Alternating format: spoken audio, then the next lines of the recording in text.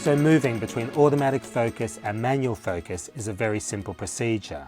When it comes between automatic or manual operation of the rest of the functionality on the camera, you're into a whole different area. This is much more complex. We're talking exposure here. Now we all know what overexposed images look like. They can be completely burnt out.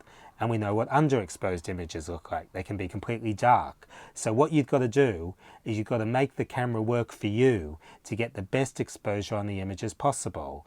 Now we've got a whole lot of facilities at our fingertips with this camera to make that work for us. So let's go through the important ones. So the critical areas that we need to investigate in the manual operation of this camera is iris, shutter, white balance and gain.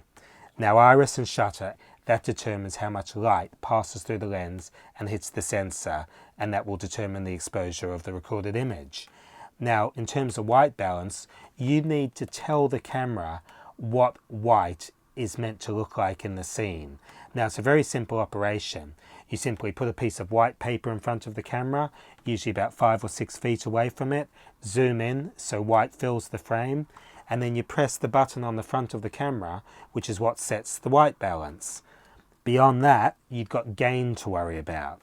Now, if we go back to the old days when people shot film, if there wasn't enough light, you could do what was called pushing the film. You would over-process it, and that would bring out more of the detail than for what the film was rated at for its intended speed. Now you can do the same thing on this camera. Obviously we don't have to process film, but by altering the gain, it electronically pushes the image. It boosts what's there. The downside is that you get more grain. You lose image quality as a result of boosting the image.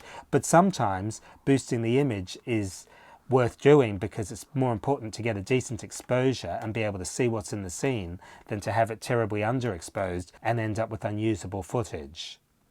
Now, we don't use film obviously, but the same principles apply. We've got gain, which is low, medium and high. Low is shooting with no gain whatsoever. You're shooting at 0 dB. Now, if you push it to medium or high, what that does is it introduces noise. It introduces grain into the image. Effectively, the image is degraded. So by flicking between the different settings on the gain, we can actually get what is effectively more light on the image.